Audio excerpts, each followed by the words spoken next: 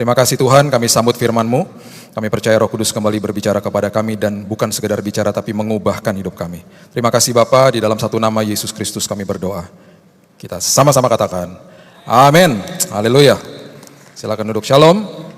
Oke, buka bersama-sama saya di Pengkhotbah pasal yang ke-9 ayat yang ke-11. Pengkhotbah pasal yang ke-9 ayatnya yang ke-11. Firman Tuhan katakan begini, lagi aku melihat di bawah matahari bahwa kemenangan perlombaan bukan untuk yang cepat dan keunggulan perjuangan bukan untuk yang kuat. Juga roti bukan untuk yang berhikmat, kekayaan bukan untuk yang cerdas, dan karunia bukan untuk yang cerdik cendekia, karena waktu dan nasib dialami mereka semua. Waktu dan nasib, bahasa Inggrisnya time and chance. Waktu dan kesempatan, waktu dan nasib. Bahasa Ibraninya alaf dan taf. Bahasa Yunaninya alfa dan omega. Bahasa letterlucknya Indonesia awal dan akhir. Alkitab mengatakan dengan jelas ayat ini, apapun yang terjadi sama saudara, keberhasilan, kehebatan, ini, itu, dan lain sebagainya, semuanya ada di dalam kairosnya Tuhan, itu maksudnya. Waktunya Tuhan, kesempatan yang Tuhan siapkan bagi saudara. Jadi di dalam kairosnya Tuhan tidak ada kebetulan, semuanya sudah ada di dalam rancangannya Dia. Saudara dan saya bergerak di dalam kronos. Kronosnya itu berarti saudara dan saya dibatasi waktu. Dibatasi waktu. Setiap dari kita sampai ke ujung bumi pun satu hari cuma ada 24 jam. Enggak Pak, di Surabaya 25 jam, beda. Enggak, semuanya sama, semuanya 24 jam. Jam 6 pagi, tanggal berapa nih sekarang? Tanggal 9 Februari, hari ini, jam 6 pagi tadi. Itu tidak akan pernah kembali, sudah lewat. Jam 10 pagi tanggal 8 Februari kemarin tidak akan pernah kembali. Semuanya dibatasi sama waktu dan apa yang ada di dalam kronosnya manusia yang sudah lewat, sudah lewat. Nggak bisa di-undo. Kalau di Microsoft Word kalau salah bisa undo. Balik, enggak, ini nggak bisa. Itu kronos, makanya kita dibatasi sama waktu. Kemudian Alkitab mengatakan dengan lebih jelas lagi, umur manusia 70-80 tahun, kalau kuat itu udah berarti bonus lah. Ya itu dibatasi juga, 1 tahun 365 hari dan seterusnya. Nah, di dalam Kristus, Dia bergerak yang namanya kairos. Kairos itu menembus waktunya, kronosnya manusia. Bahkan saya percaya dia bisa ke masa lalu saudara, menyembuhkan luka hati saudara. Dia bisa time traveling, kalau di Hollywood tuh bilangnya begitu. Dia bisa ada di masa depan saudara, 1 jam, 1 bulan, 1 tahun, dia sudah ada di sana menyiapkan yang terbaik bagi saudara. Itu kairos, itu waktunya Tuhan. Sekarang pertanyaan yang paling penting. Tuhan, kalau engkau bergerak di dalam kairos, engkau tidak dibatasi waktu, engkau tidak bisa dibatasi sama apapun, bagaimana saya ini bisa ada di dalam kairosnya Tuhan? Bagaimana saya bisa ada di dalam waktunya Tuhan? Nah, di dalam waktunya Tuhan dua hal terjadi. Saudara akan bertemu dengan kesempatan yang Dia siapkan bagi saudara, dan saudara akan bertemu dengan orang-orang yang tepat yang Dia siapkan juga bagi saudara. Itu kairos. Dan ketika semuanya itu terjadi, Pengkhotbah 9 ayat 11 mengatakan, saudara tidak bisa katakan begini, itu karena saya lebih cerdik, lebih cerdas, lebih kuat, lebih hebat, punya banyak koneksi. Bukan. Itu semuanya karena time and chance, waktu dan kesempatan. Itu semua karena kairosnya Tuhan. Prinsipnya begini, formulanya. Setiap kali ada persiapan dalam hidup ini, setiap kali saudara menyiapkan diri setiap hari, tinggal tunggu waktu aja, saudara akan bertemu dengan kesempatan. Saya ulang, setiap kali saya menyiapkan diri, berarti apa? Saya menabur ketaatan. Ketaatan itu apa? Sederhana kok, dengar dan lakukan. Setiap kali saya menabur persiapan, ketaatan, nanti pada waktunya, pada kairosnya Tuhan, saya akan dipertemukan dengan kesempatan yang tepat. Dan tidak ada kebetulan di dalam Tuhan. Tugas saya adalah, saya menyiapkan diri saya. Nanti Tuhan akan siapkan kesempatan-kesempatannya. Jadi sekali lagi, pertandingan atau perjuangan hidup itu bukan untuk yang kuat, bukan untuk yang lebih berhikmat, bukan untuk yang cerdas, lebih cepat, dan bukan. Semuanya karena Tuhan. Semuanya karena ada kesempatan yang Tuhan berikan. Kalau saudara fansnya sepak bola, saudara akan ingat final tahun 2010 Piala Dunia di Afrika Selatan. Siapa yang suka belain Belanda? Gak ada. Persebaya semua di sini. Saya satu keluarga fansnya Belanda, itu finalnya Belanda sama Spanyol di sana. Wah, bersuka cita kami sekeluarga. Akhirnya Belanda masuk final. Kontak-kontak sama kakak saya udah warga negara sana malah dia. Wah, masuk final. Bahasa Belandanya hot zegen, Tuhan berkati semuanya. Wah, senang banget. Dan kita udah yakin pasti menang. Karena Belanda luar biasa dan kuat timnya. Dan selama pertandingan Belanda mengungguli semua lini dan menguasai bola luar biasa. Di ujung-ujungnya ada satu kena kartu merah. Di perpanjangan waktu ada namanya Andre Iniesta. Dia menciptakan gol buat Spanyol. Spanyol menang 1-0. Keluarga besar lantang berduka cita hari itu. Kenapa? Karena mereka mempersiapkan diri. Mereka tahu lawannya siapa. Mereka mempersiapkan diri. Mereka kalau di atas kertas dibandingkan pada saat itu, timnya pada saat itu, Belanda luar biasa. Perjuangan hidup, pertandingan hidup bukan untuk yang lebih cerdas, lebih kuat, semuanya karena persiapan. Semua yang Alkitab tulis, semua yang Alkitab sudah siratkan, ada beberapa yang akhirnya menjadi tatanan hidup dunia tanpa manusia sadar. Kita pernah bahas arti daripada influence kalau saudara ingat, ya. Orang yang menyesuaikan diri akhirnya bisa memberikan influence, itu diadopsi. Itu pengajaran Alkitab diadopsi sama perusahaan-perusahaan besar. Tatanan hidup ini memang sudah dibuat sama kerajaan surga. Jadi memang begitu. Apalagi kita yang percaya sama Yesus. Wah, dahsyat. Tinggal digali terus kan makanya. Makanya baca firman, belajar itu nggak boleh stop itu. Harus terus. Hidupnya makin maksimal nantinya. Makin mengerti, makin maksimal. Tahun 60. Amerika dengan gagah perkasa menyerang negara kecil namanya Vietnam. Amerika punya persenjataan yang luar biasa, dahsyat, hebat. Ada satu pesawat tempur namanya Phantom F4 itu, wah itu udah kencangnya luar biasa. Mereka diterjunkan masuk ke dalam hutan di Vietnam. Yang terjadi adalah mereka kalah dan prajurit yang pulang ke Amerika sakit jiwa. Karena yang mereka hadapi di hutan belantara di Vietnam, itu seperti mereka berperang melawan hantu.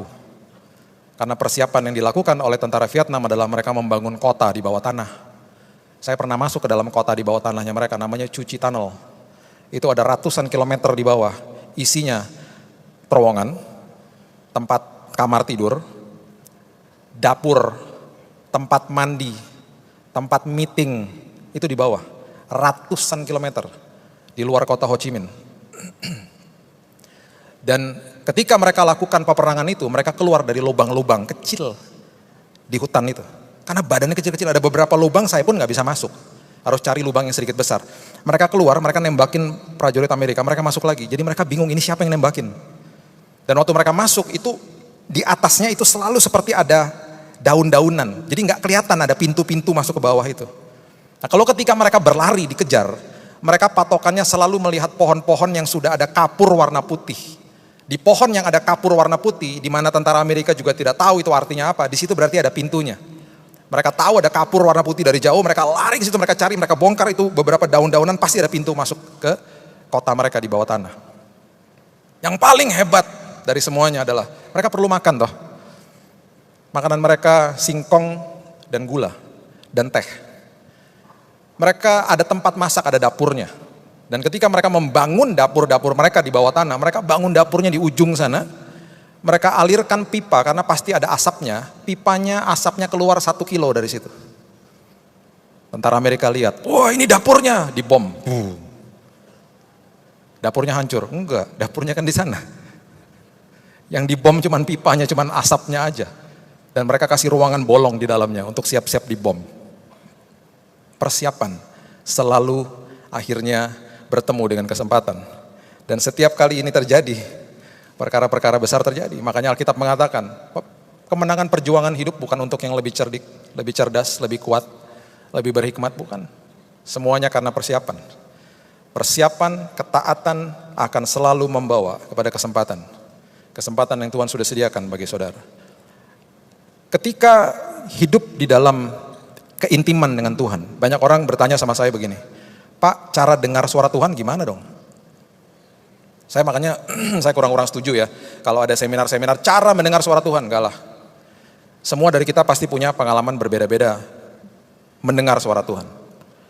Ketika kita makin hubungan intim, kita akan mendengar suara Tuhan. Lama-kelamaan terlatih pendengaran rohani.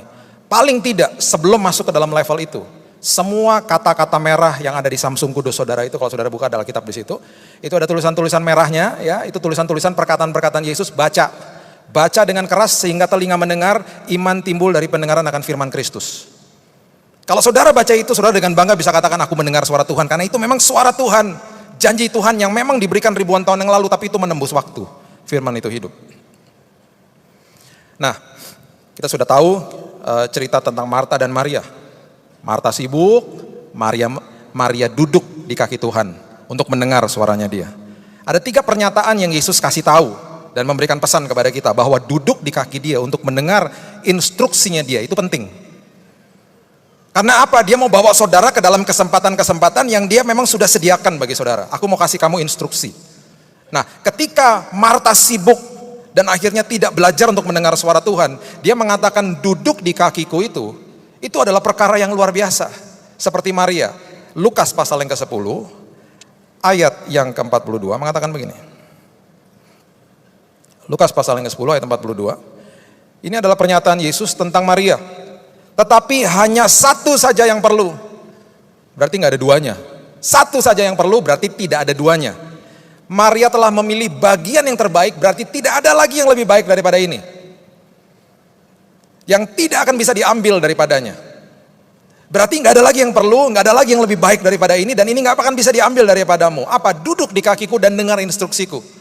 Makin kamu dengar firmanku, makin kamu dengar instruksiku, aku mau bawa kamu ke dalam kesempatan. Persiapkan hidupmu.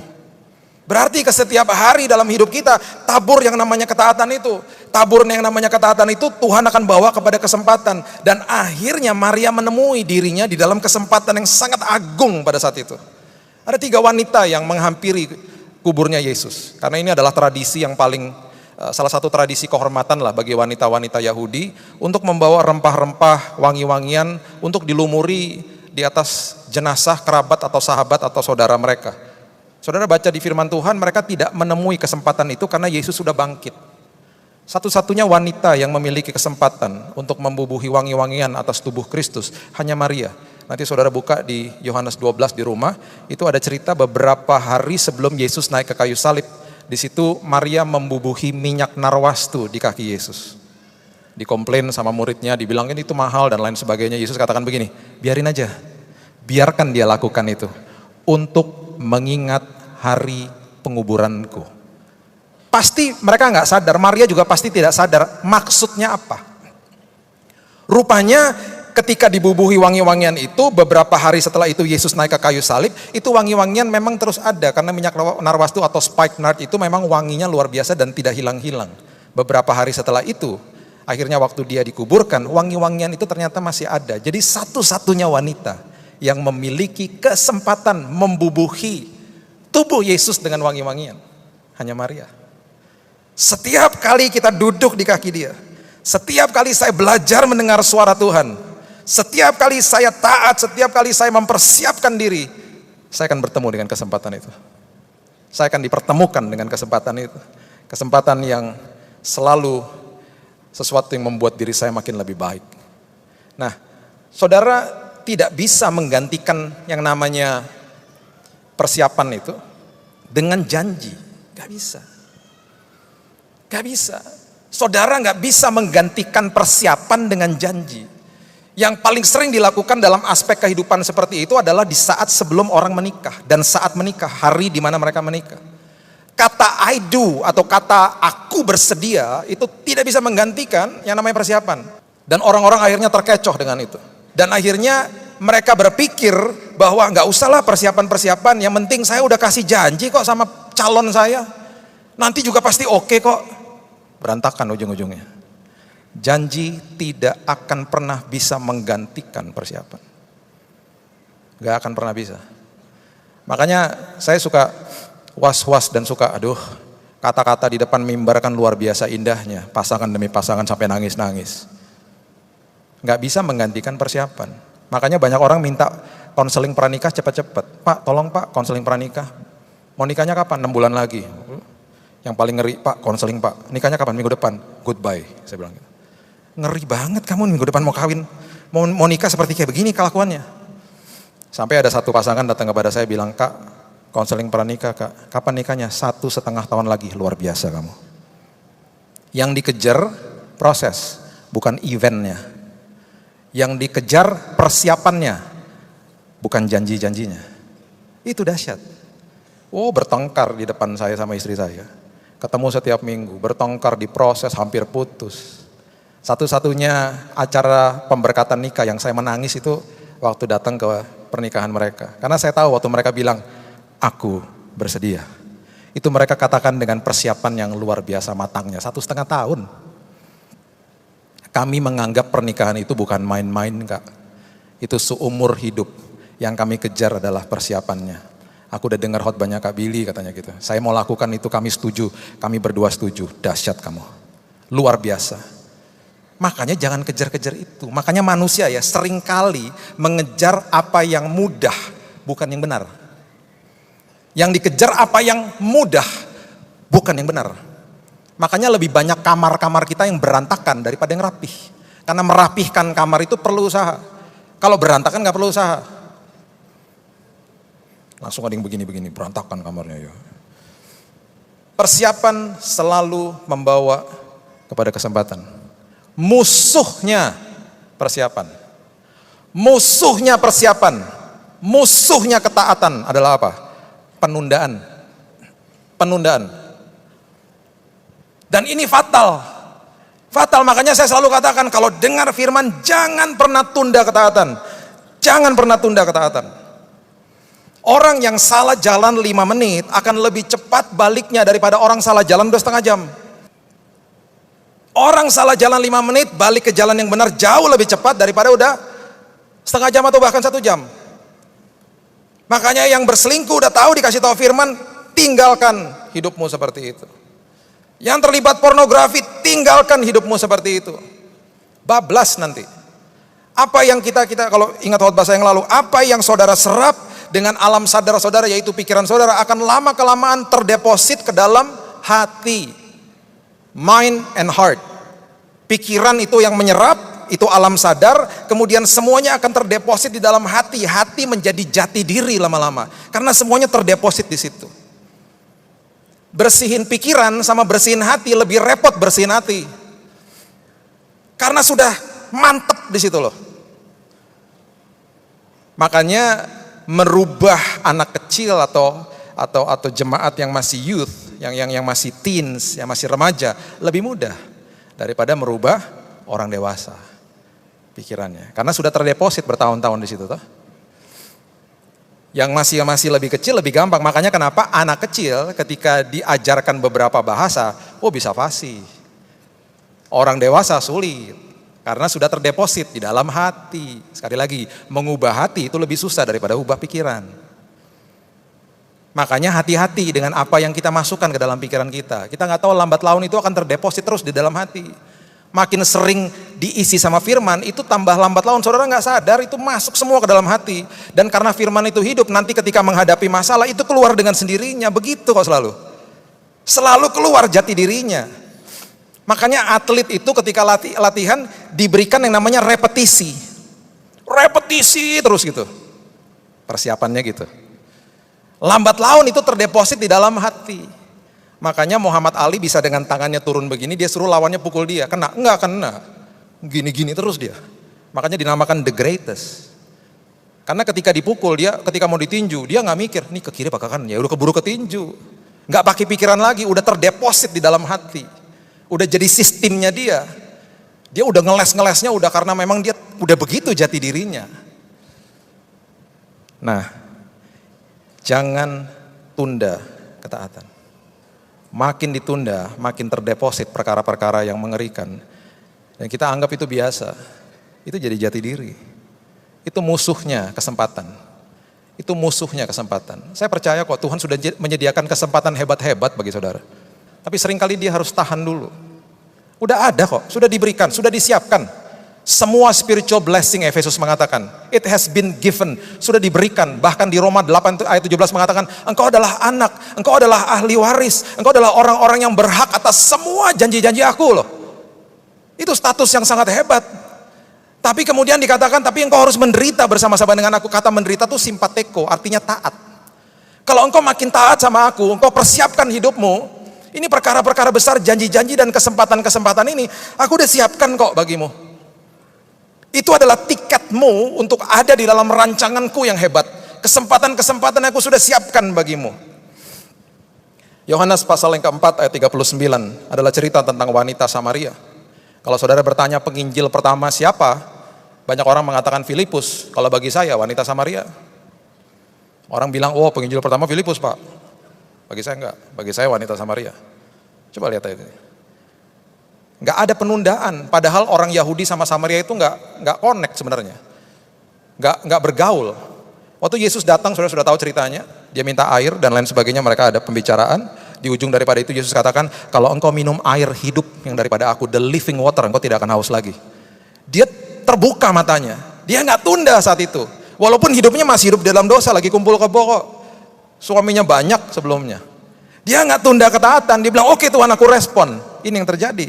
Yohanes 4 ayat 39. Banyak orang Samaria dari kota itu telah menjadi percaya kepadanya, kepada Yesus. Karena perkataan perempuan itu yang bersaksi, ia mengatakan kepadaku segala sesuatu yang telah kuperbuat. Ketika orang-orang Samaria itu sampai kepada Yesus, mereka meminta kepadanya supaya ia tinggal pada mereka. Dan ia pun tinggal di situ 2 hari lamanya. Nggak ada rencana tinggal di situ, jadi tinggal di situ. Karena orang-orang banyak yang diberkati. Ayat 41, dan lebih banyak lagi orang yang menjadi percaya karena perkataannya. Penginjil pertama adalah wanita Samaria. Nggak pernah terpikirkan kan? Penginjil pertama. Menemui kesempatan yang agung. Menemui kesempatan yang luar biasa. Karena nggak tunda ketaatan. Dikasih tahu nggak ditunda. Ya, jangan tunda ketaatan saudara. Jangan tunda ketaatan. Matius 25 ayat yang pertama. Cerita tentang gadis-gadis bodoh. Matius 25 ayat yang pertama mengatakan, pada waktu itu hal kerajaan sorga seumpama 10 gadis yang mengambil pelitanya dan pergi menyongsong mempelai laki-laki. 5 diantaranya bodoh dan 5 bijaksana. Gadis-gadis yang bodoh itu membawa pelitanya tetapi tidak membawa minyak. Sedangkan gadis-gadis yang bijaksana itu membawa pelitanya dan juga minyak dalam buli-buli mereka. Tetapi karena mempelai itu lama tidak datang-datang juga, mengantuklah mereka semua lalu tertidur. Waktu tengah malam terdengarlah suara orang berseru, mempelai datang, song-songlah dia.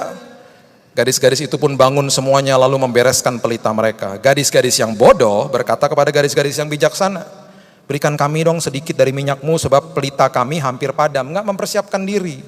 Tetapi jawab gadis-gadis yang bijaksana itu, tidak, nanti tidak cukup untuk kami dan untuk kamu. Lebih baik kamu pergi kepada penjual minyak dan beli di situ. Akan tetapi waktu mereka sedang pergi untuk membelinya, datanglah mempelai itu dan mereka telah siap sedia masuk bersama-sama dengan dia ke ruang perjamuan kawin, lalu pintu ditutup. Ada kesempatan yang datangnya hanya sekali saudara. Dan ketika kita nggak mempersiapkan diri, kita yang rugi. Kemudian datang juga gadis-gadis yang lain dan berkata, Tuan, Tuan bukakan kami pintu. Tetapi ia menjawab, aku berkata kepadamu sesungguhnya aku tidak mengenal kamu. Ayat 13 perhatikan, karena itu berjaga-jagalah, sebab kamu tidak tahu akan hari maupun akan saatnya. Kita nggak pernah tahu kesempatan itu kapan akan datangnya. Pastikan apapun itu terjadi, saya siap. Saya menabur ketaatan setiap hari. Karena saya pasti kok ketemu sama kesempatan-kesempatan yang agung yang luar biasa. Sudah pasti begitu. Kalau saudara lakukan ketaatan saudara, jangan menabur ketaatan saudara karena kondisi. Jangan menabur ketaatan saudara karena ada maunya. Jangan menabur ketaatan saudara karena kalau saya lakukan gini ntar saya diberkati sama Tuhan. Udah gitu pengertian berkatnya salah lagi. Supaya saya dapat apa-apa dari Tuhan, dapat sesuatu dari Tuhan. Bukan. Saya taat karena saya ketika melakukan ketaatan saya akan terproteksi. Itu motivasinya. Alhasil kalau orang melakukan ketaatan dengan kondisi, dia akan taat ketika orang lain lihat. Orang lain gak lihat, dia gak akan taat. Makanya ayat-ayat seperti ini populer. Ulangan 28 ayat 6, coba lihat. Ini ayat-ayat yang sering dikutip dalam doa-doa berkat dan jemaat mengaminkan ayat-ayat ini. Saya juga mengutip ayat ini, tapi pengertiannya harus dimengerti. Ulangan 28 ayat yang ke-6 mengatakan begini. Diberkatilah engkau pada waktu masuk dan diberkatilah engkau pada waktu keluar. Oh, seneng. Ketika saya masuk ke dalam gedung gereja, nanti saya keluar, saya diberkati. Apa yang saudara lakukan di dalam itu akan menentukan kualitas hidup saudara ketika saudara keluar. Itu maksudnya. Karena banyak orang masuk ke kamar mandi, tapi banyak juga yang keluar masih bau, karena mandinya nggak benar. Harusnya masuk ke kamar mandi, pastikan di dalam kamar mandi saya membersihkan diri saya, supaya saya keluar, saya wangi. Saya tidak seperti waktu saya masuk. Jadi jangan sekedar hanya kutip-kutip aja, terus bilang, nanti yang penting datang ke gereja, pulang-pulang saya diberkati. Enggak gitu. Saya diberkati ketika saya masuk dan keluar, saya jadi orang yang berbeda. Tergantung apa yang saya lakukan di dalam. Ayat berikutnya, Ulangan 28 ayat 13 juga ayat yang populer nih. Ayat 13 mengatakan begini, Tuhan akan mengangkat engkau menjadi kepala dan bukan menjadi ekor. Ya. Ulangan 28 ayat 13. Engkau akan tetap naik dan bukan turun. Wow, kita suka sama ayat ini. Wow, yang penting pokoknya sama kalau kita rajin ke gereja ikut Tuhan, ya kita taat-taat, kita terus naik-naik lah pokoknya. Naik-naik dan gak akan turun. Apabila engkau mendengarkan perintah Tuhan Allahmu yang kusampaikan pada hari ini, kau lakukan dengan setia. Akhirnya jadi motivasinya begitu, yang penting nanti naik-naik terus lah. Enggak, naik itu gak enak. Dan ketika sedang dibawa naik, banyak yang komplain justru.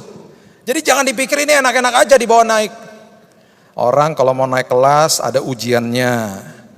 Orang mau naik kelas, anak-anak ketika masih kuliah, masih sekolah, mau naik kelas itu berat. Ujiannya berat, persiapannya berat. Ingat itu. Orang mau naik jabatan, lemburnya banyak. Banyak hal-hal yang ditabur. Jadi kabar bagi saudara, kabar baik. Kalau saudara mengalami kesulitan pada hari ini, saudara sedang dibawa naik sama Tuhan. Saudara sedang dibawa naik sama Tuhan. Jadi tenang aja, jangan komplain. Karena memang gak enak. Jadi jangan kutip-kutip ayat ini dengan pengertian yang yang penting saya ikut Tuhan nanti juga dibawa naik. Nggak gitu. Seringkali justru ketika dibawa naik itu nggak enak justru. Apa yang saudara lakukan di dalam itu akan membawa saudara keluar dengan luar biasa. Makanya kenapa? Ketika lakukan ketaatan pasti ada percaya diri, pasti ada damai. Karena apa? Yang namanya ketaatan sama yang the mind of Christ, pikiran hatinya Tuhan, itu diletakkan di dalam roh saudara, loh hati, kan firman Tuhan katakan begitu. Ditulis di dalam hati nurani. Makanya sudah built in, sudah instilled dalam sini. Makanya ketika saudara melanggar lampu lalu lintas, saudara pasti nggak damai. Iya kan? Saudara melanggar lampu lalu lintas, langsung saudara melihat 3 titik. Spion kiri, spion kanan, sama spion di dalam. Nyari siapa? Polisi. Melanggar lampu lintas langsung polisi, nggak ada polisi kan, nggak enak sendiri, nggak damai langsung. Saya bicara sama ada satu teman yang terlibat perselingkuhan. Kenapa sih berselingkuh? Emang enak rasanya? Enggak sih, kayak dikejar-kejar. Selalu seperti kayaknya takut nanti ketahuan. Terus ngapain ada di situ terus? Kenapa tunda ketaatan? Kenapa nggak keluar dari situ? 12 tahun loh kamu hidup dalam seperti ini. Ke gereja tiap minggu. Oh ngeri. Akhirnya udah kebiasa. Ketika mobil masuk ke dalam pom bensin, bensinnya habis. Diisi sama bensin, saudara pasti punya percaya diri. Ketika selesai diisi, mobil akan jalan. Pasti jalan. Karena built in udah di dalamnya begitu sistemnya. Jadi ketaatan itu selalu membawa percaya diri. Walaupun saya dicemooh, walaupun begini-begini, yang penting aku taat. Percaya diri pasti. Damai pasti. Walaupun di depan aku gak enak, walaupun aku diketahui sama orang, gak apa-apa, aku taat kok. Aku percaya diri jadinya. Aku gak usah takut-takut. Dan seringkali karena apa? Orang itu taat karena juga ada yang mau lihat. Tahun 90-an saya gak pernah lupa, saya ada di highway di negara bagian Colorado di Amerika. Saya bawa mobil sportnya teman saya, ngebut. Di Amerika itu speed limitnya tuh batas kecepatan 55 miles. Saya udah 70 miles. Kenceng lah. 70 miles, kenceng. Di belakang saya tiba-tiba ada mobil, saya gak pernah lupa tuh, Chevrolet Camaro, mobil sport juga. Di belakang saya tiba-tiba, mepet gitu. Dalam hati saya, mau ngebut-kebutan nih kayak sepertinya ya. Jadi saya tambah kebut lagi, 90. Dalam hati saya, ini mobil kok gak nyalip-nyalip gitu ya. Di belakang terus ngikutin gitu. Tambah nafsu kan, masih darah muda. Yang punya mobil di sebelah saya, kebut aja lagi, makin cepat. Hampir mendekati 100 miles. Saya gak tahu berapa kilometer tuh kalau dihitung. Kenceng. Tiba-tiba, saya lihat di spion ya. Itu kan mobil kelihatan cuma depannya aja kan, grill depan itu. Tiba-tiba di grillnya di depan itu ada lampu muter gini, nyala. Polisi. Dia hebat, dia gak pakai lampu di atas. Lampunya di depan, tapi saya gak tahu. Dan dia gak nyalip-nyalip, karena di pintu kanan kirinya ada tulisan polisi.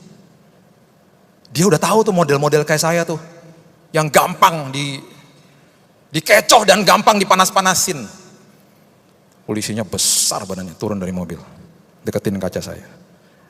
How are you? Good. You didn't know I was a policeman, huh? Kamu gak tahu saya polisi ya? Iya. Udah gak bisa ngomong. Iya, cepat banget. Buru-buru. Enggak sih. Kemakan sama saya tadi ya. Saya cepat-cepat di belakang kamu jadi panas juga ya. Young blood ya, darah muda ya. Saya dikasih citation, saya dikasih fine. Tahun 90-an loh, kalau dikurus ke rupiah 3 juta. Besar. Dia bilang dalam 1 minggu kalau kamu gak bayar, kamu punya license itu, SIM kamu dicabut. Dan kalau kamu bawa mobil berani-berani SIM kamu dicabut, pidana kamu. Masuk penjara langsung, kalau ketangkep. Harus bayar dan kasih waktu 1 minggu. Kenapa? Karena taat kalau ada polisi aja. Saya punya teman duduk di sebelah saya di mobil mau ke rumah saya ya. Jadi masuk ke kompleks perumahan, udah dekat rumah saya dicopot seat beltnya. Kenapa kamu copot? Kan gak ada polisi. Seat belt itu dipakai untuk proteksi hidup, bukan untuk karena polisi. Kalau saudara berasal dari kota Medan, saudara pasti tahu di Medan itu ada sebuah kebiasaan yang unik ya. Jadi waktu saya sampai ke Medan dijemput sama mobil gereja. Jadi ada tulisan gerejanya di van-nya tuh di mana-mana. Supirnya ngomong gini waktu di lampu merah. Pak, mohon maaf Pak. Nanti kalau kita ada di sebuah persimpangan jalan ya. Itu biasanya persimpangan itu sepi Pak. Ya. Biasanya walaupun lampunya merah tapi persimpangannya sepi, mobil di belakang saya pasti klakson untuk saya jalan. Bener, sampai di persimpangan itu sepi, di klakson mobil, tin, woi jalan, gitu, suruh jalan. Merah tapi kan. Nah ini Pak, ini kebiasaan gak bagus Pak di sini katanya.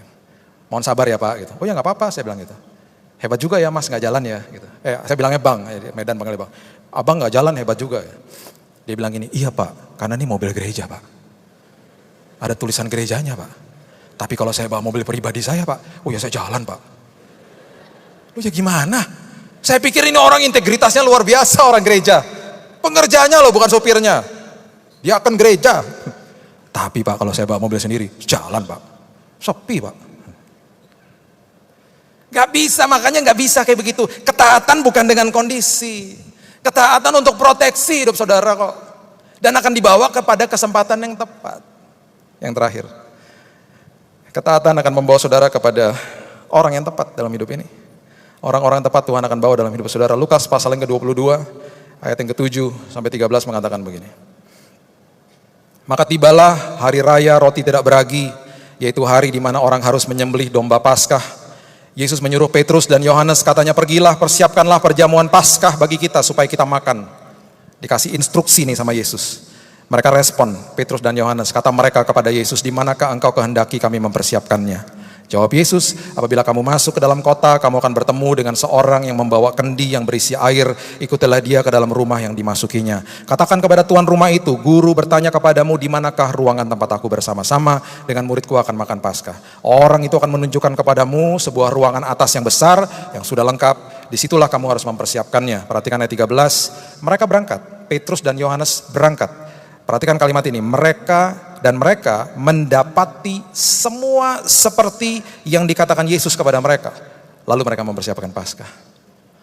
Semua instruksi Tuhan akan membawa saudara kepada orang yang tepat. Alkitab tidak mendokumentasikan jam berapa, di persimpangan mana. Kunci daripada ayat ini adalah harus ketemu sama si pembawa kendi air. Kalau nggak ketemu sama si pembawa kendi air, mereka nggak akan sampai ke rumah itu. Kalau saudara ke Israel, kendinya warna-warna. Jadi pasti instruksinya lebih detail daripada ini. Sekarang kalau mau ketemu orang kan gampang, dulu nggak ada HP loh. Kalau sekarang ketemu kan gampang. Pak Billy yang mana Pak orangnya Pak? Gampang Pak, Bapak masuk ke dalam ruangan, pokoknya ada manusia seperti bohlam lampu, ya itu saya Pak. Bapak masuk ke dalam ruangan Pak, yang ada kayak pentolan korek, itu saya Pak. Oh iya ya Pak, langsung ketemu. Bapak yang mana Pak? Baju kotak-kotak Pak, dulu di ujung. Gampang, HP, dulu mana bisa. Kamu bawa kendi air, kamu di mana sekarang? Gak ada. Mereka bergantung sama instruksi Tuhan. Dan Alkitab dengan jelas mengatakan mereka mendapati semua seperti yang dikatakan Yesus. Karena semua yang dikatakan dia akan terjadi. Dan pasti terjadi. Itu yang namanya kesempatan. Itu yang namanya jejaring yang tepat yang Tuhan akan berikan dan bawa dalam hidup saudara. Saya nggak tahu saya pernah cerita ini apa kepada saudara. Tahun 2008 saya disuruh Tuhan untuk membuat convention, Christian convention pertama di Indonesia. Karena saya waktu itu sempat menjabat sebagai ketua asosiasi industri rohani di Indonesia. Tuhan bilang gini, kamu buat convention pertama, jadi seperti Pekan Raya Jakarta, tapi ketika orang masuk ke dalam itu semuanya barang-barang rohani. Di mana Tuhan? Berdoa, Istora Senayan. Tuhan yang bener aja, itu satu hari Tuhan, tahun 2008 nyewanya aja 130 juta tempatnya aja. Gimana caranya Tuhan? Buat, saya panggil event organizer, saya nggak ngerti. Suruh buat, minta budgetnya berapa? 800 juta, banyak banget tahun 2008 loh itu. Akhirnya minta sponsor nggak ada yang mau. Sponsor bilang gini, Pak itu namanya aja Indonesian Christian Retail Expo. Ada nama Kristennya Pak, kita nggak mau. Nanti nggak mau produk kita, jasa kita diasosiasikan dengan Kristen. Udah pernah buat Pak sebelumnya? Belum, ya apalagi nggak mau Pak. Nggak ada track recordnya. Nggak ada sponsor yang mau. Ya tekorlah, uangnya kurang. Saya bilang gini, Tuhan aku nggak mau berhutang loh. Dan aku nggak mau minta-minta, aku bukan tipe kayak begitu. Seminggu sebelum acara dimulai tekor. Karena semua yang bayar stand nggak akan bisa nutupin biaya keseluruhan. Nggak bisa. 1 minggu sebelum acara dimulai ada teman baik saya lewat. Teman baik tapi udah lama nggak ketemu. Lewat di Jalan Sudirman, lihat umbul-umbul, lihat banner-banner. Acara convention Kristen pertama. Dia cari tahu siapa yang ketuanya. Dapat nomor saya, telepon saya. Itu acara kamu yang di Istora? Iya. Udah beres semuanya? Udah. Keuangannya beres ya? Itu belum. Lu kenapa kamu gak ngomong dari tadi? Ya gak enak lah. Gini loh, aku nih dari seminggu udah digerakkan Tuhan, pengen nabur dalam pekerjaan Tuhan. Tadi aku tergerak pas lewat di situ. Gini ya, besok kirim orang ke kantor aku tulis giro, aku tutupin semuanya. Jangan sebut nama aku. Tuhan kirim pembawa kendi air tepat pada waktunya tuh. Tepat pada waktunya. Acaranya selesai, 15.000 orang datang, tidak ada hutang. Dipanggil ke Amerika, dikasih acknowledgement, disuruh maju ke depan, dikatakan sama semua hadirin dari semua asosiasi di dunia. Kemarin Indonesia membuat convention yang pertama, itu adalah convention yang terbesar di Asia, mengalahkan Singapura, Korea dan lain sebagainya. Saya diminta untuk kasih kata-kata sambutan. Gimana Pak caranya Pak supaya menjadi terbesar? Saya bilang gini, bukan kuat dan gagah saya. Bukan karena saya lebih cerdik, bukan karena saya lebih cerdas, semuanya karena time and chance, alaf dan taf, alfa dan omega, awal dan akhir, semuanya karena Yesus. Semuanya karena Tuhan. Semuanya karena kita harus mempersiapkan diri dan taat. Saya pulang ke Indonesia, saya lega, saya bilang Tuhan terima kasih, hutang lunas. Tuhan bilang ini enak aja. Itu kan baru yang pertama, siap-siap buat yang kedua. Tahun 2009 saya ke Mabes Polri minta izin lagi. Polisi bilang begini, teman-teman bilang, jangan Pak, ini tahun pemilu Pak, jangan Pak. Izin gak akan kami keluarkan, izin keramaian. Saya keluar dari Mabes Polri, hati saya bersuka cita. Tuhan, kalau perlu tiap tahun pemilu, supaya saya gak usah buat lagi begini. Akhirnya gak bisa ngapa-ngapain, akhirnya dikasih tempat tahun 2012 sama Mall of Indonesia di Kelapa Gading. Kelapa Gading kalau saya pernah kasih tahu sama saudara kan ada 167 pintu gereja, 400 ibadah di sana. Itu tempatnya orang Kristen paling banyak di sana. Dikasih tempat sama pihak mall Pak, itu ada lower ground di depannya Carrefour itu, tempatnya besar Pak, kosong Pak. Dulu ya, sekarang udah jadi food court. Udah Pak, ambil Pak. Buat budgetnya lagi, segitu lagi. Dan gak ada sponsor lagi yang mau. Tapi karena udah ngalami Tuhan, saya lebih tenang tahun itu. Gak apa-apa Tuhan, aku serahkan sama Tuhan. Benar, seminggu sebelumnya ada Seorang ibu pemilik sebuah grup konglomerat besar bilang gini, "Pak, saya tabur Pak, itu acaranya menarik Pak, saya suka Pak, acara-acara kayak begitu. Dan sekali lagi, nggak usah sebut nama saya Pak, jangan sebut nama saya." Acaranya kembali berhasil, yang datang 40.000. 40.000, sampai mallnya macet, udah gak ada tempat parkir. Saya dipanggil ke Amerika lagi 2 bulan setelah itu. Ada acara besar dengan Pak almarhum Reinhard Bonnke. Dan kali ini saya dapat penghargaan, namanya Peter Gunter Award. Itu penghargaan tertinggi di industri rohani di dunia. Itu kalau Academy Award tuh Best Actor.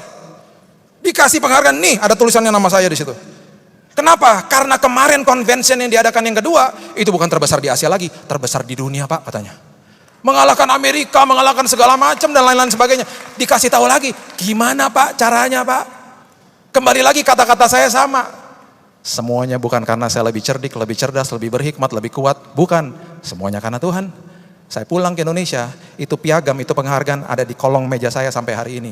Saya menghormati siapa yang ngasih, tapi saya tidak akan pernah pajang di tembok saya karena ada nama Billy Lantang di situ.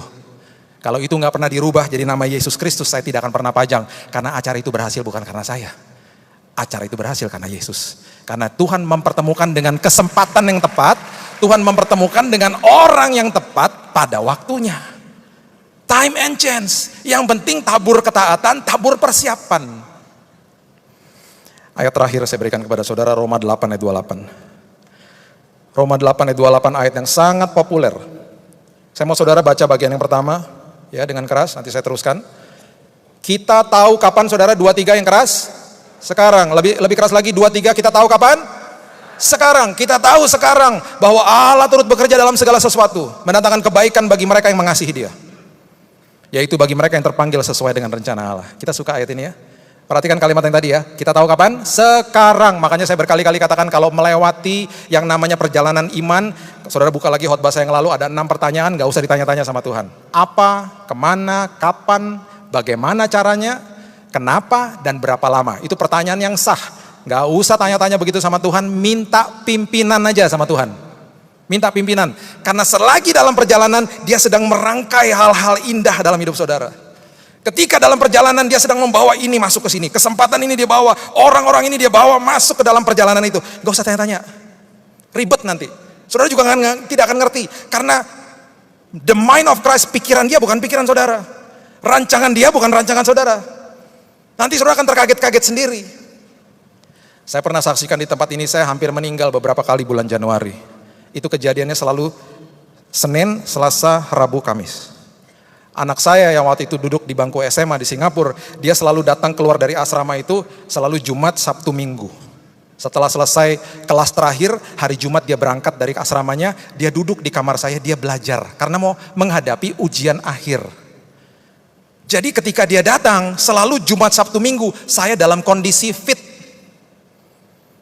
Saya lagi nonton TV, lagi makan coklat, pokoknya fit. Sampai-sampai saya bilang sama istri saya, jangan kasih tahu apa yang terjadi kemarin. Beberapa kali itu terjadi dan selalu Senin sampai Kamis. Seperti Tuhan butakan dia. Jadi ketika dia datang, dia duduk di samping saya, dia belajar dengan baik, dia ketawa-ketawa dan lain sebagainya. Alhasil angkanya bagus. Angkanya baik, angkanya terbaik waktu dia lulus. Bulan Mei saya dapat email dari Biola University dari Amerika. Rektornya email saya. Dia katakan, Pak, dengan bangga kami berdasarkan hasil ujian anaknya, kami memberikan beasiswa bagi anak Bapak. Kirim ke sini segera. Waktu dalam proses keberangkatan saya kasih tahu sama dia. Kamu tahu kemarin waktu di Singapura itu Dedi beberapa kali hampir meninggal. Kondisi sangat kritis. Tapi Tuhan butakan dan kamu gak tahu. Dia nangis, kenapa gak dikasih tahu? Kalau aku kasih tahu kamu dan kamu tahu, kamu pasti gak bisa belajar, pasti angkamu jeblok. Tapi karena Tuhan sudah merangkaikan yang terbaik, sekarang kamu dapat beasiswa dan dengan bangga kita bisa katakan, sekarang aku ngerti bahwa segala sesuatunya bekerja sama mendatangkan kebaikan bagi aku. Sekarang aku tahu bahwa segala sesuatunya terjadi dan Tuhan merangkaikan yang indah bagi aku. Jadi gak apa-apa kalau mau melewati perjalanan hidup ini, nanti setelah sampai di ujung dengan bangga saudara bisa katakan, sekarang aku tahu Tuhan bahwa segala sesuatunya bekerja sama. Kesempatan demi kesempatan, orang demi orang, Tuhan rangkaikan dengan indah, pertemukan dalam hidupku. Sehingga ada keberhasilan demi keberhasilan yang terjadi. Dan ketika itu pun terjadi, dengan bangga aku katakan, itu bukan karena kuat dan gagahku. Itu semua karena kairosnya Tuhan, waktunya Tuhan. Berikan tepuk tangan kita untuk Tuhan kita.